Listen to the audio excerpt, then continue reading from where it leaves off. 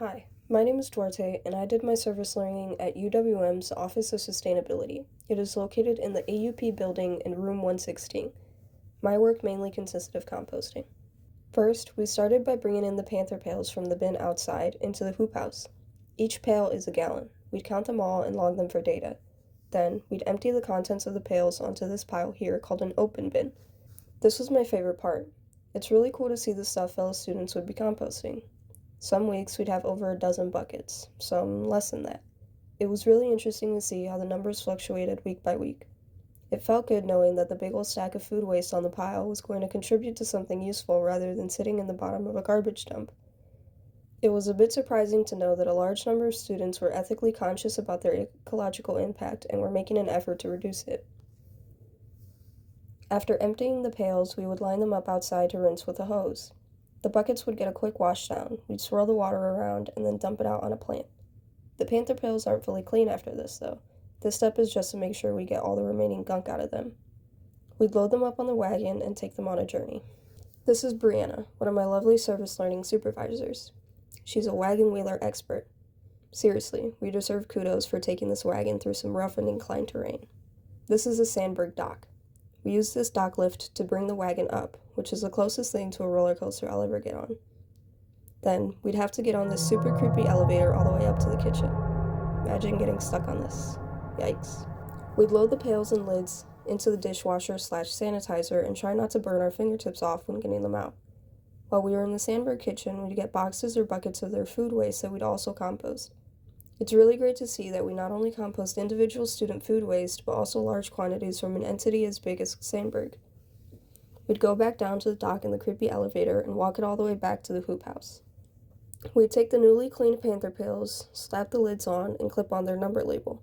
This is a precaution in case people add in non-compostable material. We check the number and who had that bucket and let them know those items aren't compostable.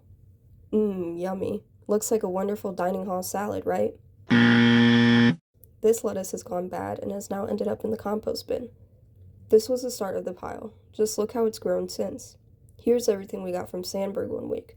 It's a lot. Sometimes the staff over-orders food, but sometimes it just arrives bad. It's interesting to see that this is what happens at higher level food corporations, and I'm glad we can provide a solution rather than just tossing all of it. Now, to finish the compost pile, we need equal amounts of wood chips for the amount of scraps we dumped.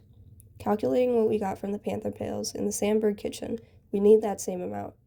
We'd fill 5-gallon buckets, or sometimes whole wheelbarrows, full of wood chips and bring them back to the pile. Then, we'd have to mix it all in with shovels.